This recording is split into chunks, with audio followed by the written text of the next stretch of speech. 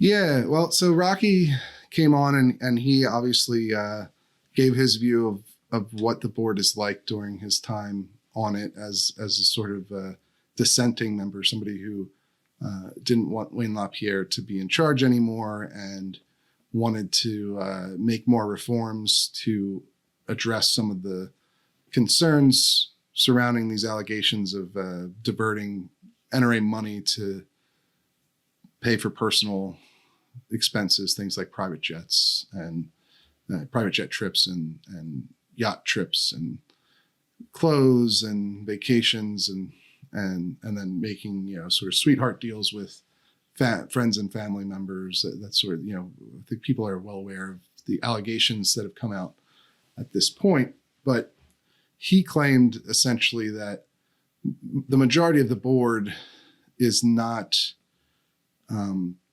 acting in the best interests of NRA members, but is instead acting in Wayne LaPierre's interests. And that's been a common refrain that you've heard from NRA critics, people inside of really both people inside the gun rights movement. Rob Pincus would be another example. Phil Journey, who's still on the board, is also highly critical of how things have been operating at the NRA. But also, of course, people outside of the gun rights movement, with the New York Attorney General being the most obvious one. She's accused the NRA board of being captured by LaPierre. You've had some reporting that indicates as well there have even been nefarious attempts to change the outcomes of NRA board elections. The Gangster Capitalism podcast, season 2, that dealt with the NRA, accused LaPierre of paying people with NRA money to go and lobby for certain directors to be elected to the board during the annual meeting. And so, we're not going to make any accusations that we can't back up with evidence on our own here, obviously. So I can't tell you if Wayne has, owns the board or whatever, but obviously you can look at how the board acts and you can tell that the majority of board members are supportive of Wayne through everything. And you can hear a number of their defenses, which often boil down to that essentially Wayne is so valuable to the NRA that he deserves a number of these. He deserves essentially special treatment. And so, I think that it's reasonable, certainly, to say that the board is made up primarily of Wayne LaPierre supporters still, and whether or not how you feel about supporting Wayne LaPierre is how you're going to feel about the board as an entity. Does that make sense? Yeah. Like you said, we don't want to go too far out on a limb here and predicting, but I don't have too much to add to that. But I think that's generally the idea, is that it stands to reason that there are some folks that maybe are loyal to Wayne or are inclined to vote in his interest. Yeah. I mean, look, some board members get paid by the NRA. There's a whole disclosure that the NRA does of any board members that get paid more than $2,000 in a year by the NRA. So somebody like Marion Hammer has a huge lucrative contract with the NRA to do lobbying in Florida. Now, she does actually do lobbying in Florida. She has a group down there. And so, people can criticize the arrangement or whatever, but it's not as though she doesn't actually do anything for that money. Just pointing out that some board members do make money from the NRA, although fewer do now than used to be the case in previous years. And there have been allegations that the board, some of these board elections have been influenced in ways, like was on the Gangster Capitalism podcast, and you can listen to that episode if you weren't interested in more details about that saga. But effectively, the board is, for one reason or another, the vast majority of them are in favor of Wayne. In fact, Rocky Marshall was the first person to be put up as a candidate to run against Wayne as executive vice president just last year, and he only got 3 votes. There's 76 board members. Although another point that I think is important for people to remember too is that there's 76 board members, which is a lot, but most of them don't show up to most of these board meetings either.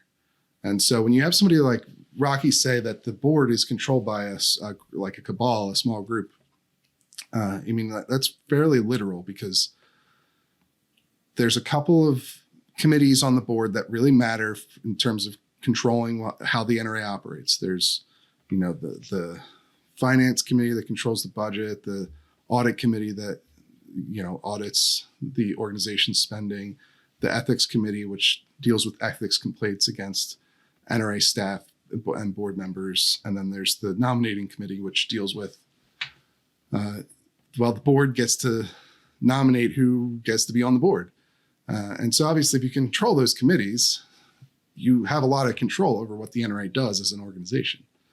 And so you only need 20, 25, maybe board members in order to basically have control over the group, even though there's technically 76 board members. I mean, was it the meeting they had where they decided on whether or not to go into bankruptcy after the fact? I mean, Wayne took them into bankruptcy on his own. And then later on, the board had a meeting, and once they found out about it, and then they retroactively approved that decision. But you didn't have 76 board members at that meeting. It wasn't even close to that. I think it was less than 2/3 showed up for that. So that gives you some insight into how's the board operate. And then of course the board is only elected every, only 1/3 of them are up every year.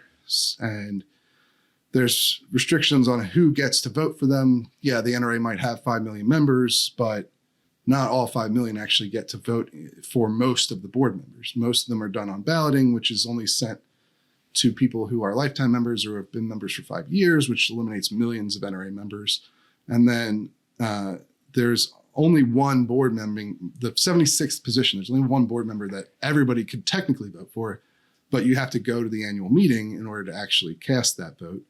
So you only need to be a member to vote for that one position, but you have to also have gone to the NRA annual meeting, which only about 80,000 people attend, which, I mean, it's a lot of people, but you get the idea. It's not 5 million. So, there's a lot of internal bureaucracy in how the NRA is run that makes sort of wiping out the whole board and installing a new board to get rid of Wayne LaPierre, if that was your goal. It's a very difficult thing to do. It's not easy. But of course, it also hasn't been done. It's not impossible necessarily. And it hasn't been done. So that says something about maybe perhaps how engaged with what's going on with Wayne NRA members are and how many of them actually disapprove of it. Because we don't know. We don't exactly know. I had a piece where I talked to some regular members at the Great American Outdoor Show, but that's, even that is only a couple people out of 5 million. So anyway, I think that kind of speaks to his second part of his question, where he asks, in the course of the New York lawsuit against the organization, and LaPierre is either forced to step down or he does step down, and a large chunk of the board has to step down. He asks who seems positioned to take their place, essentially. And I think that kind of speaks to just the convoluted process of, how a replacement may be chosen. There's a ton of internal bureaucracy that you pointed out, and it kind of depends on the members who do show up to these meetings and who do cast ballots to see who might be the next replacement. We obviously see people that, throw their hat in the ring. Often Frank Tate is one that tries to challenge LaPierre for leadership. Once again, it would cause for speculation on our part to say who is going to be the replacement, because there's just so many unknowns in that process. Yeah. But I will say that as far as like who's positioned to replace Wayne, really nobody at this point, not internally, because if you've ever been to an NRA event, whether it's the NRA annual meeting or the Great American Outdoor Show or SHOT Show with their booth, they have giant posters of their leadership They have in years past, and you'd have so like I don't know 2018 or something as an example. You had Wayne LaPierre, Chris Cox, who was the former head of the Institute for Legislative Action, which is like the NRA's lobbying arm, and then you had like Oliver North on this. 2019 would be a better example, but Oliver North, who was the former president of the NRA. Then you had like somebody like Dana Lash, who was former spokesperson. And by the end of that 2019 meeting, the only person who was still affiliated with the organization of those giant pictures that they'd had at these previous meetings was Wayne LaPierre, because Chris Cox was gone. Oliver North was gone. Dana Lash was gone as part of it because she actually worked for the contractor, Ackerman McQueen, which was gone, for their media side of things. And so like, there really isn't some internal that a lot of people would have thought that was Chris Cox for years. He was the head of ILA for years. He was a huge role in the Trump endorsement and in working with his campaign. But he's gone. And so all these people are gone now. And there just isn't really much of an internal replacement candidate. Jason Ouimet runs ILA now, but he doesn't get it was very noticeable at SHOT Show when the picture they had for ILA was not a picture of Jason Ouimet. It was a picture of Congress, the Capitol building. And so you had Wayne LaPierre, and then next to that for ILA, you had not Jason Ouimet, you had the Capitol building. So, it's just symbolic stuff that maybe gives you some insight into the hierarchy at the NRA currently.